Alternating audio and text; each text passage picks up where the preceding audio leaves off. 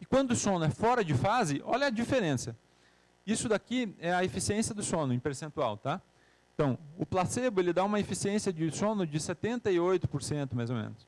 Quando a gente pega 0,3 miligramas, a gente chega em 85%. Então, tem um ganho aqui. Não é um ganho absurdo, mas é um ganho significativo e com uma significância menor do que 0,05 do p-valor. Tá? Então, é verdadeiro. E o que é muito curioso, quando você aumenta mais ainda, você não tem um ganho mais significativo. Então, a melatonina, para ser utilizada fora da fase do sono, é interessante em doses baixas, não é em doses altas. A Academia Americana de Medicina do Sono, ela classifica as recomendações que ela indica em 3 classes. Tá? Então, o standard é assim, grau de evidência 1. Tá? Na pior das hipóteses, grau de evidência 2.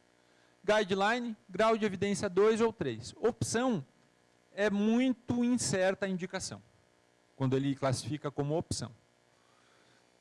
Então, estimulante cafeína, pessoal, opção. Tá? Então, essa alternativa de dar cafezinho à noite para os funcionários, não tem grau de evidência científica para isso. Standard. O que é standard? Só um é standard. Isso aqui. Horários de sono planejados.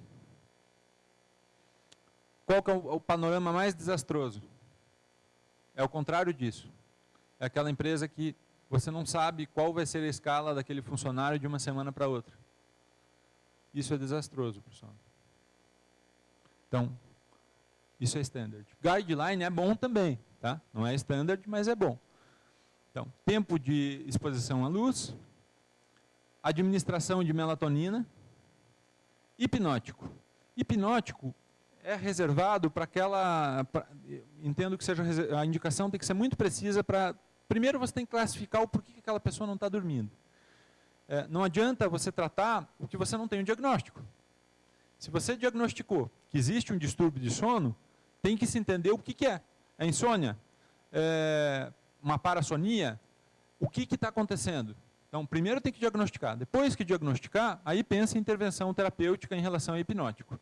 Eu sou bastante avesso a ficar dando diazepam, a dar remédio assim, sem ter um diagnóstico bem específico. Tá? E isso, infelizmente, acontece no nosso dia a dia. A gente tem que lutar contra isso. Por isso que está como guideline. Tá? Porque é uma situação que é individualizada nesse caso. E agentes de alerta, que é aquela substância ali que a gente tinha colocado antes, veja, o que eu tenho lido bastante a respeito disso, de remédios para aumentar a alerta, é que eles têm sido utilizados de uma maneira, em muitas vezes, uma maneira que não é a mais devida. Tem sido utilizado assim para todo mundo, para uma medida de apagar fogo, apagar incêndio. E não uma medida estudada, para um grupo bem seleto. Não funciona. Dar remédio sem uma estratégia adequada e bem pensada não funciona. Então, o que eu sugeria dessas medidas todas? Para todo mundo, pessoal. A primeira, então, um cronograma bem definido, tempo de exposição à luz bem definido, e uma higiene do sono muito bem definida. Aqui tem tem as medidas gerais para isso. Então, precisa de um apoio familiar para esses tipos de calendário, informar os amigos e parentes sobre o sono, comunicação, dormir em casa de uma maneira eficiente, bem-estar e alerta, turno de sono bem programado. Tá? Isso aqui, design ergonômico, tem relação com aquilo de turno de sono também. De você ter bem definido quando começa, quando termina o turno de sono, e o turno de trabalho com aquele tempo específico para dormir durante o turno. Isso é muito interessante. É difícil às vezes aplicar, porque na empresa às vezes não tem um lugar adequado, mas isso tem uma eficiência bastante comprovada. Sabe? Comportamento social, educação. Então, essas são as medidas para a gente tentar trabalhar contra esse problema muito sério que é os distúrbios de sono ocasionados pelo turno noturno ou alternante. Eu acho que agora a gente vai para o coffee break e depois a doutora Lívia vai passar a parte dela. No final a gente tem espaço para perguntar. Ah, não está pronto ainda, Focinho? Espera um pouquinho. Então, a gente vai dar um intervalo. São 10h05. Era às 10, eu acho que deve estar chegando, né? Vocês preferem dar um intervalo agora ou emendar? Votação, pessoal. Emendar? Pergunta e café? Então, pergunta e café. Vamos lá. Alguém tem pergunta? Diga.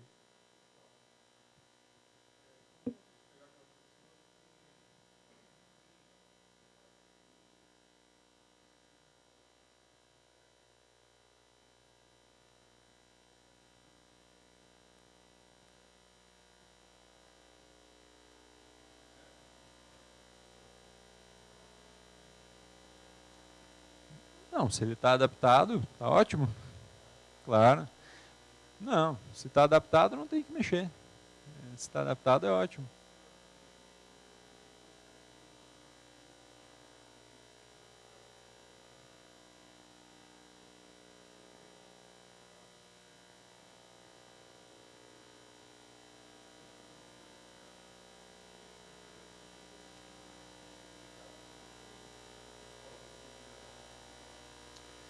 Veja, é a regra de qualquer outra patologia dentro da medicina. Fazer uma boa anamnese, um bom exame físico e, ser necessário, exames complementares adequados. Então, chegou um funcionário com esse perfil, eu iria perguntar quanto tempo ele está trabalhando à noite, como que está a vida pessoal dele, particular, se está com algum problema. Às vezes não tem relação, de repente ele está trabalhando há 2 anos à noite. Sempre dormiu bem, agora está dormindo mal. Mas daí você vai pesquisar um pouquinho, ele está com problemas financeiros seríssimos. Advogado acionou ele há 2 dias. Então, muitas vezes não tem nem relação com a atividade laboral. Isso vai acabar desencadeando, mas não é o estupim. Então, eu entendo que tenha que ser visto de maneira bem detalhada o que está acontecendo. Ah, perfeito. Aí é uma outra abordagem. Empresta dinheiro, não dá, né? Então, o que tem que ser feito, ao meu ver, então é isso. Assim. Além disso, a gente tem que considerar fatores que causam, que são um diagnóstico diferencial para isso. Às vezes a pessoa tem um transtorno tiroidiano e largou o tratamento. Você também tem que pesquisar nessas linhas fisiológicas de outras formas, não só em relação a turnos.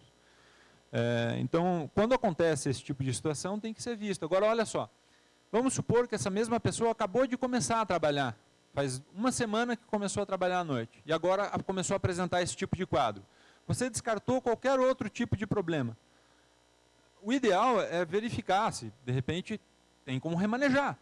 Está na guideline isso. É possível remanejar? Isso é a primeira medida? Não, não é possível remanejar. Perfeito. Não é possível remanejar? Vamos tentar todas as medidas de higiene do sono. Ele tem feito essas medidas de higiene do sono? O ideal, falando bem claramente, é na integração da empresa, isso é o mundo ideal, tá? Na integração da empresa, quando o funcionário começar a trabalhar, se esse é um funcionário que vai trabalhar à noite, já fazer toda uma orientação para ele ter uma higiene de sono adequada durante o dia. E não para quando vai ter um problema. O ideal é antes. Está fazendo a integração? Olha, pessoal, vocês que vão trabalhar à noite, é importante vocês terem uma boa higiene do sono. Então, essas são as medidas que vocês têm que adotar para vocês conseguirem ir bem, senão vocês podem ter problemas de insônia, vocês podem causar acidentes, vocês podem se machucar, podem machucar outras pessoas, né? Então, eu entendo que isso tem que ser um programa da empresa. Outra coisa, volto a dizer, nesses funcionários que trabalham à noite, uma coisa que eu acho muito importante, escala de Epworth. Para todos, desde o admissional. Você vai poder acompanhar essa evolução com uma maneira objetiva. Tá? Sim, admissional e periódico. Você vai poder ir acompanhando eles. Ah, a tua escala estava menor, não precisa ser assim, a tua escala estava 7. Antes estava 5, você piorou. Não, não é isso. Você tem que ter o 10, mais ou menos que 10. É isso que se define, é para isso que serve essa escala. Então, eu entendo que seja dessa maneira. Então, se o caso for, esgotou-se todas as alternativas, todas as possibilidades de diagnóstico diferencial, todas as alternativas de higiene do sono, e ele continua apresentando essas dificuldades, existem algumas intervenções e medicações que eu considero interessantes. Para indução do sono, eu gosto muito do Zolpidem. O Zolpidem, ele é uma medicação que tem o sono mais aproximado ao fisiológico, não tem quase nenhuma característica de tolerância nem de dependência. A parte negativa do Zolpidem é que ela tem uma duração de 4, 5 horas de efeito. Então, ele é muito bom para induzir o sono. E é muito bom para isso que você falou. Ele chega em casa, não consegue dormir. Com o Zolpidem ele vai conseguir. Entendeu?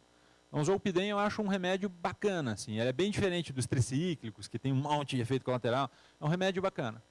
A ressaca, isso mesmo. Então, eu acho uma alternativa interessante. Mas, volto a dizer, ele é usado mal. Eu acho que muitas pessoas chegam a um caso desse e falam assim, então toma um Zolpidem aqui. Não é assim, não é isso que resolve. Né?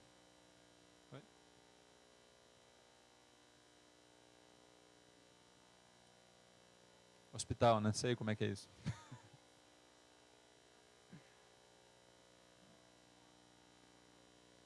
Certo.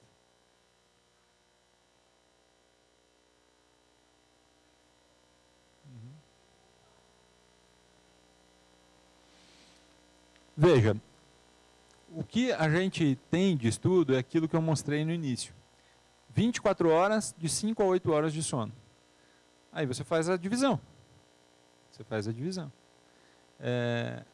Algumas pessoas se adaptam nesse sentido, elas se sentem melhor dessa maneira. E tem muitas pessoas que durante muitos anos fazem isso e ficam bem. Tá?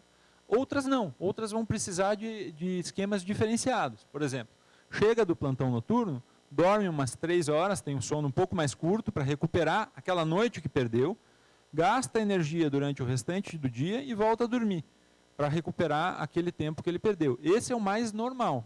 Não é frequente, essa outra forma é menos frequente. Eu, pelo menos, percebo, também trabalho no hospital, também percebo que a maioria das pessoas faz isso que eu estou te dizendo, assim, que eu tenho conversado. Eles chegam em casa, dão uma dormidinha de umas 3 horas. 3 horas são 2 ciclos. Já consegue ter uma recuperação bem razoável. Durante o dia, do restante do dia, fazem alguma coisa, às vezes tem outro emprego, né? Muitas vezes tem outro emprego, e à noite voltam a dormir. Esse eu acho que é o mais aconselhável, se eu puder te dizer, assim, minha experiência e minha sugestão. Né? Oi?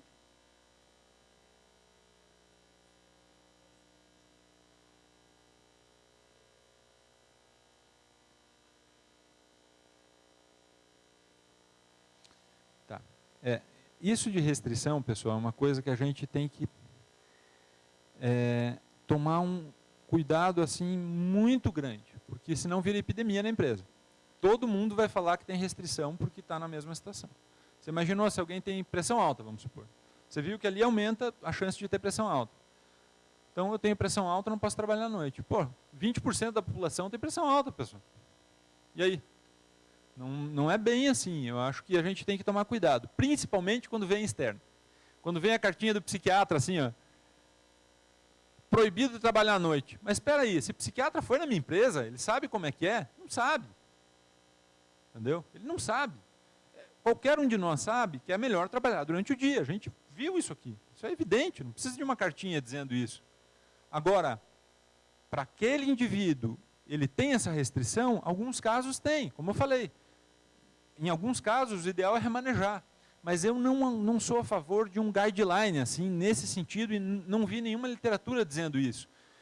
A pessoa tem uma obstrução coronariana, e ela trabalhou, como o Myerson falou, a vida inteira à noite, e agora está com uma obstrução coronariana. Você vai tirar ele da noite? Eu acho que vai fazer mais mal do que bem. Já está habituado àquilo.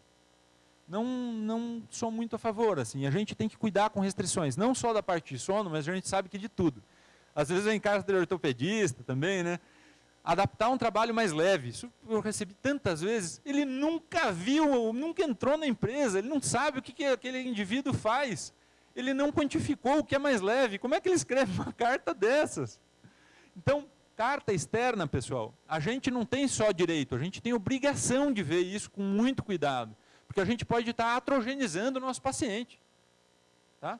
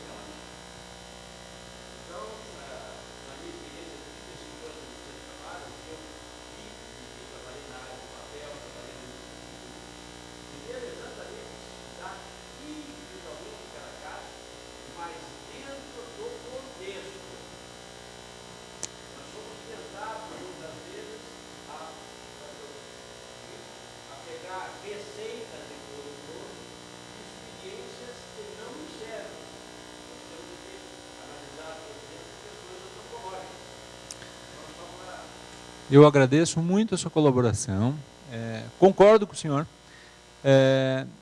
Esse fenômeno de mundialização, né, é verdade, a cultura está sendo espalhada, principalmente a cultura americana, né, em vários aspectos, para o mundo inteiro. E tem muitas coisas que não funcionam em algumas outras partes do mundo e funcionam lá. Verdade. No norte, o senhor falou que tem a siesta, na Espanha também.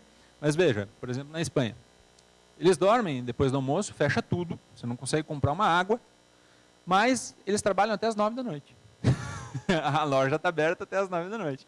Então, existem essas características. Se fizer isso aqui para a nossa cidade, as pessoas não vão querer trabalhar até as 9 da noite de jeito nenhum, né? É uma outra cultura, a gente não pode realmente extrapolar isso. Agora, os graus de evidência levantados são baseados no que a medicina prega modernamente, chamado medicina baseada em evidência. Isso a gente não tem como fugir, porque é estatisticamente comprovado. E essas guidelines, quando são feitos, eles são necessários, e a padronização, eu entendo que é uma medida não só necessária, mas indispensável, quando se coloca a medicina baseada em evidência. Porque senão cada um faz o que acha que é melhor, e aí vira uma bagunça, entendeu? A padronização acho que é importante. Claro, a gente tem que respeitar outras influências e outros fatores. Se a gente trouxer isso tudo que a gente falou, e colocar isso daqui na Noruega, que é um dos lugares que eu citei, lá tem uma coisa bem diferente. 6 meses do ano você dorme 3 horas de noite só, o resto é só dia. Tem a parte financeira, claro, também tem a parte financeira. Então isso tudo a gente tem que incorporar assim no que já existe. Mas eu acho importante a gente trazer esses guidelines, porque eles são baseados em evidência literária. E a gente adaptar isso à nossa realidade, que for mais adequada e mais pertinente. É utópico a gente pensar que a gente pode adaptar o mundo em torno do que a gente acha o correto, né? A gente não consegue mudar a coletividade, e nem deve. A gente tem que respeitar as culturas diferentes. Né? É isso mesmo. Sim, sim. Sim. É isso mesmo, extrapolar para todo mundo. Claro, concordo com o senhor. Sim.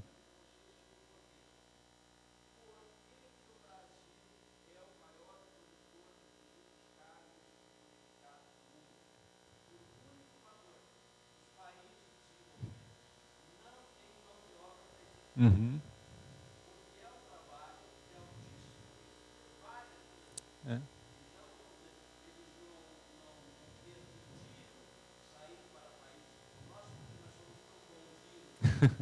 Não é por acaso, né?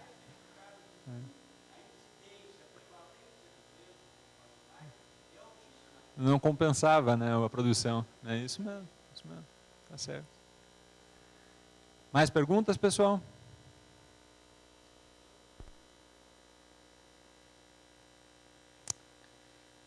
Não tem alguma coisa definida. Tem gente que apresenta e, às vezes, a pessoa trabalha muito tempo à noite e, depois de muito tempo, começa a desenvolver os distúrbios. Não tem, e tem gente que trabalha 2 meses e carrega aquele distúrbio para a vida inteira. Não tem um padrão definido quanto a isso.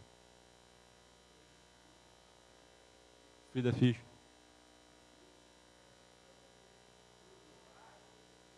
Ah, não. Aí é a rotação do turno. Aí sim.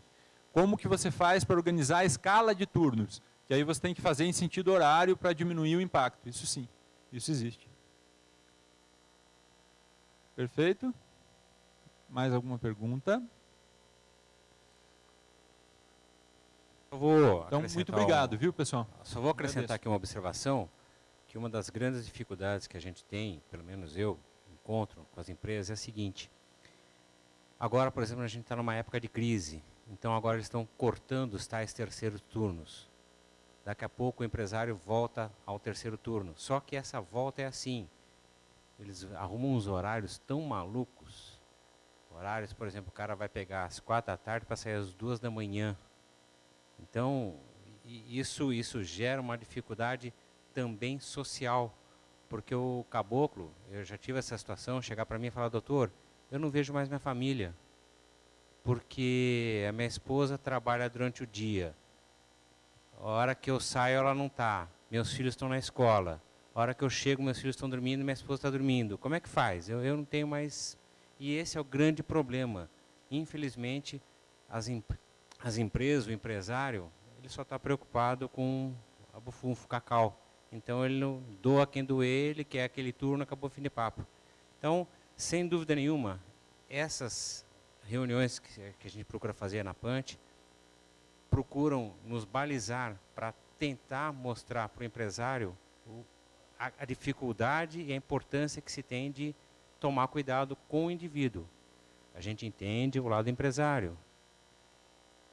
Eu dependo do empresário, todos nós dependemos da indústria trabalhando. Só que a gente tem que mostrar também que a coisa não pode ser assim à revelia. Eu acho que tem que ser um trabalho de tomar lá da cá. A gente entende, mas eles também precisam entender o nosso lado. Nós precisamos continuar a trabalhar nisso, reforçar que, sabe, tudo tem limite. Por trás de cada trabalhador tem um ser humano. E esse ser humano merece respeito. O café está pronto, pessoal? 15 minutinhos, tá bom? Então, 15 minutos para o café.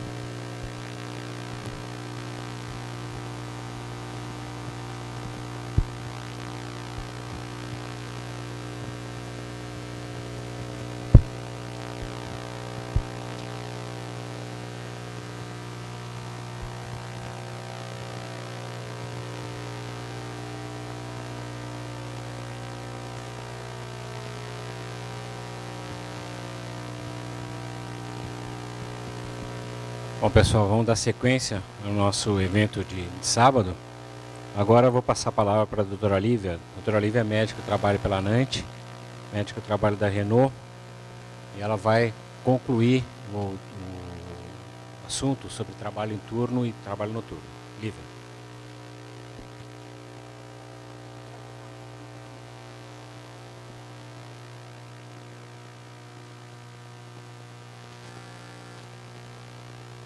Bom dia, então.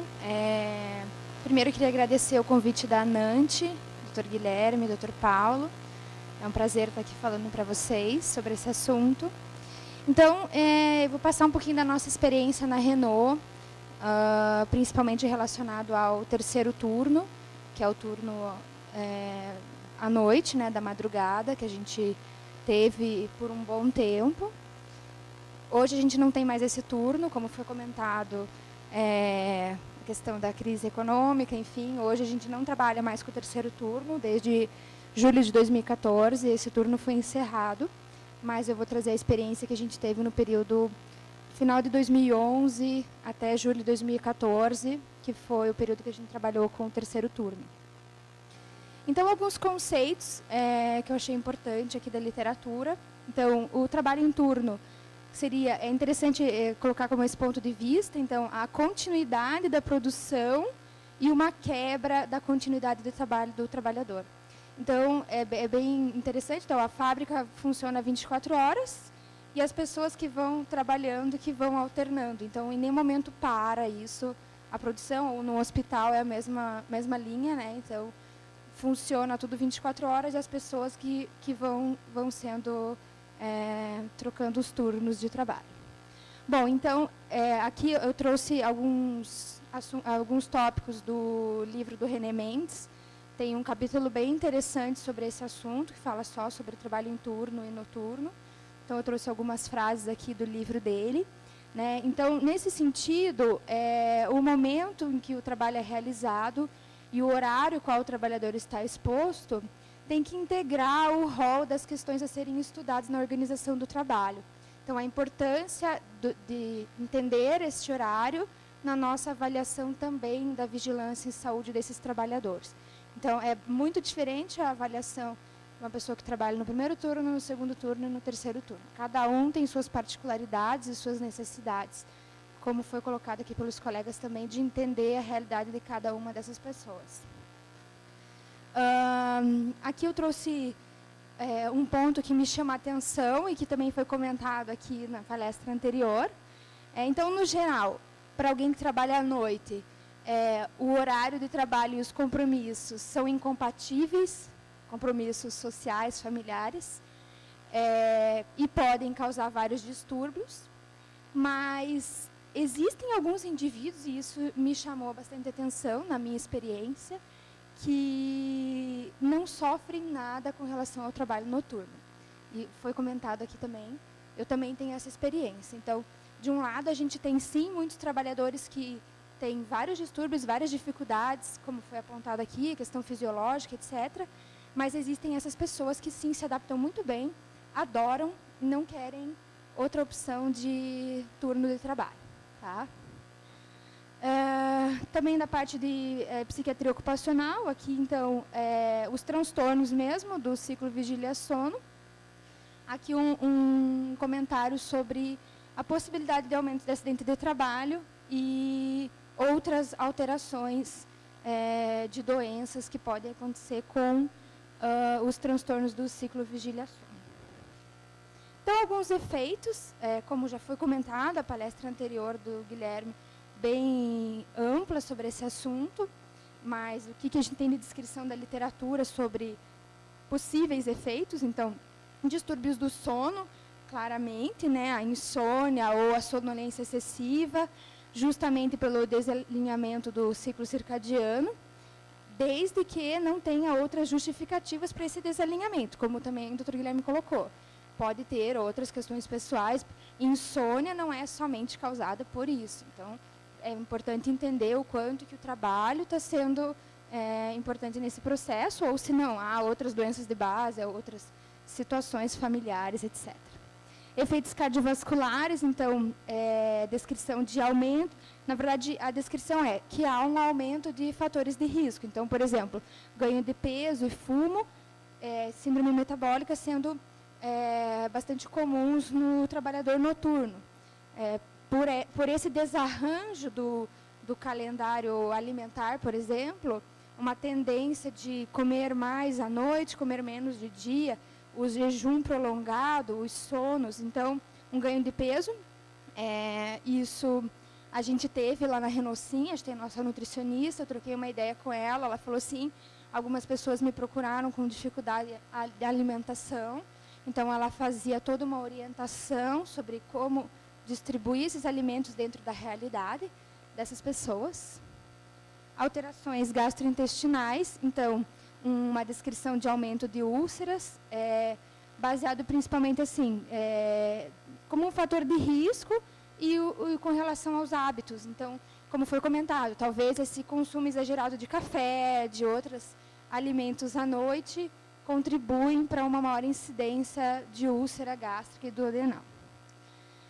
Algumas evidências relacionadas ao câncer, o Guilherme também comentou, então, alguns estudos sugerem um aumento do câncer de mama, mecanismos bastante complexos, mas baseado principalmente na supressão da melatonina e nas alterações imunológicas da privação do sono.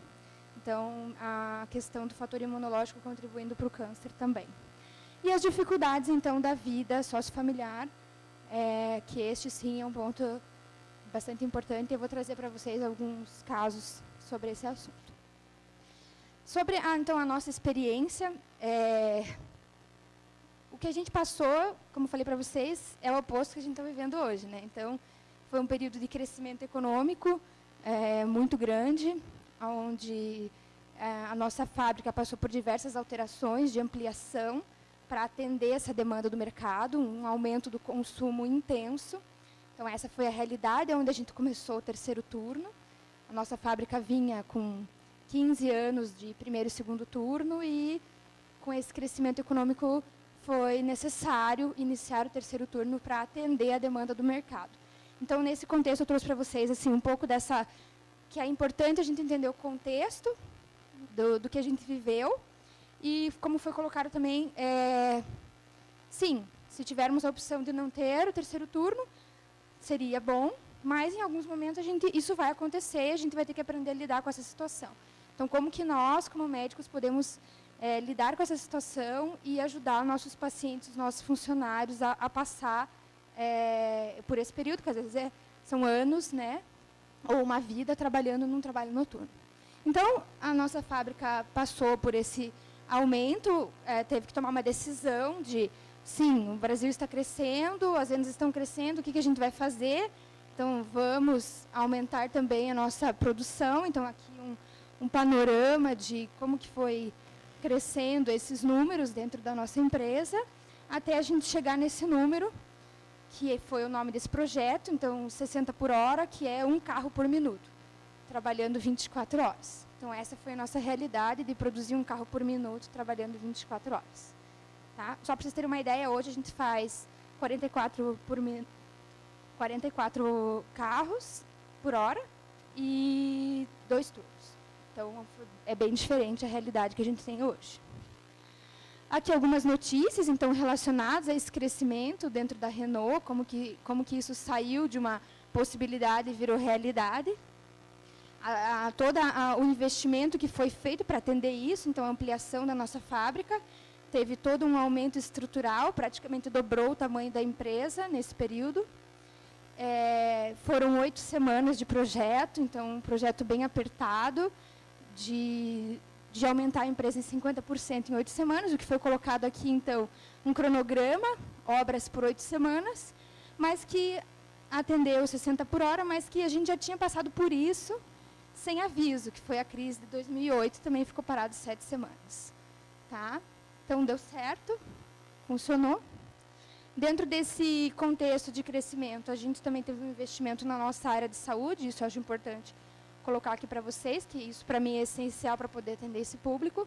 Então, a gente teve o investimento num novo centro médico para atender essa demanda, que foi construído em 2012, com essa capacidade para atender até 9.000 funcionários. A gente chegou a 7. Então, teve esse investimento aqui, algumas imagens do nosso novo centro médico. Então, a empresa se preparou para esse momento também, né? A distribuição, então, dos nossos turnos de trabalho, na ocasião, primeiro turno, segundo turno e terceiro turno, então, funcionando 24 horas. Teve alguns momentos que a gente funcionou também em finais de semana, escala completa. Tá? Como que foi estruturado, então, o nosso serviço de saúde? Então, quando a gente pensou com relação ao terceiro turno, foi como que vai ser a nossa estrutura para atender esses funcionários. O que a gente determinou? A nossa estrutura no terceiro turno ela vai ser exatamente igual à nossa estrutura do primeiro turno e nossa estrutura do segundo turno. Então, todos os profissionais que a gente teve no primeiro turno e no segundo turno, a gente teve no terceiro turno também. Então, basicamente, um médico, um técnico de enfermagem, um socorrista, serviço social, fisioterapeuta do trabalho e o centro de preparação física, onde a gente faz fisioterapia reabilitadora e reforço muscular preventivo. Então, a mesma estrutura para os funcionários do primeiro, segundo, foi feito para o terceiro turno também. E isso foi bastante importante para a gente poder atender essa demanda desses trabalhadores também do terceiro turno. Aí, aqui eu trouxe alguns comparativos da literatura que eu citei anteriormente, como que foi a nossa experiência, o que a gente viu com os nossos trabalhadores. Distúrbios do sono, sim, distúrbios do sono foi um dos problemas que a gente teve a aprender a trabalhar com essas pessoas. Efeitos cardiovasculares, gastrointestinais e câncer, a gente não identificou na nossa população relacionado ao terceiro turno. Tá? Dificuldades na vida sociofamiliar, sim, com certeza, que eu vou trazer para vocês. E eu achei importante também esse tópico, a gente não teve um aumento do número de acidentes de trabalho nessa população, que é uma das maiores referências da literatura, sempre a questão do acidente de trabalho vinculado com o sono. Então, não foi possível a gente ter essa correlação. A gente teve acidentes de trabalho da mesma forma como a gente tem em outros turnos. Eu conversei bastante com o engenheiro de segurança para entender naquela época como é que foi. O que ele me passou foi assim, que quando startou o terceiro turno, teve um cuidado muito grande nos primeiros dias, né, no período inicial, porque realmente foi mais crítico das pessoas começarem a trabalhar nesse horário. A partir do momento que aquilo entrou na rotina, a rotina foi igual aos outros horários. Tá? Então, até tem um dado de 2013, que foi, de todos os acidentes de trabalho, 10% foi no terceiro turno. Então, a gente não teve uma incidência maior de acidente de trabalho no terceiro turno. Também teve todo um cuidado, né? Não foi, talvez, o que eu penso é que muitas empresas descuidam com este horário também. Então, toda a estrutura que tem de dia, desde chefia, de gerência, de engenheiro de segurança do trabalho, não tem à noite. E a gente teve esse cuidado de ter essa estrutura também à noite. Então, a gente também teve uma engenheira de segurança que ficava no período da noite, não a noite inteira, mas um período técnico de segurança full time, e o nosso serviço médico dando cobertura também. Bom, o que eu achei mais interessante para trazer para vocês foram realmente os casos de pacientes reais que a gente atendeu. O nosso fluxo, a gente tem então um serviço social inserido dentro da fábrica, que geralmente recebe a informação inicial das situações e direciona dentro dos nossos protocolos. Então, eu trouxe aqui os registros do serviço social desse período, os principais, que eu achei relevante, dos tópicos do que a gente precisou trabalhar no terceiro turno. Então, aqui o primeiro registro. Então, o colaborador não consegue dormir, mesmo tomando medicamento, isso vem afetando seu desempenho na linha. O colaborador com dor no ombro, mesmo com restrição, não tem adaptação ao terceiro turno, sugere mudança de função. Então, mesmo a questão física associada com a questão do turno, né? Esse é um assunto que também conversei bastante com a nossa assistente social, e ela me relembrou, que eu até num primeiro momento não me lembrava tanto, a questão da segurança das pessoas. Isso foi bastante evidente, que essas pessoas ficaram mais suscetíveis. Então, assalto, porque é um horário difícil, então sai de noite, de madrugada, volta de noite. A gente teve alguns eventos relacionados a isso, sim, a segurança pessoal dessas pessoas por causa do horário, né? Então, foi assaltado, vindo para o trabalho, enfim, levaram o carro, foi atingido no estômago, etc. O colaborador solicitou o tratamento para dependência química de cocaína, chorando, depressivo, passou por avaliação com o médico e também teve uma queda de moto. De novo, o colaborador solicita auxílio para dependência química, cocaína, crack, encaminhado para o ambulatório. O pai telefonou para informar que o filho estava abstinente há 1 ano e 6 meses, recaiu 3 dias sem aparecer em casa.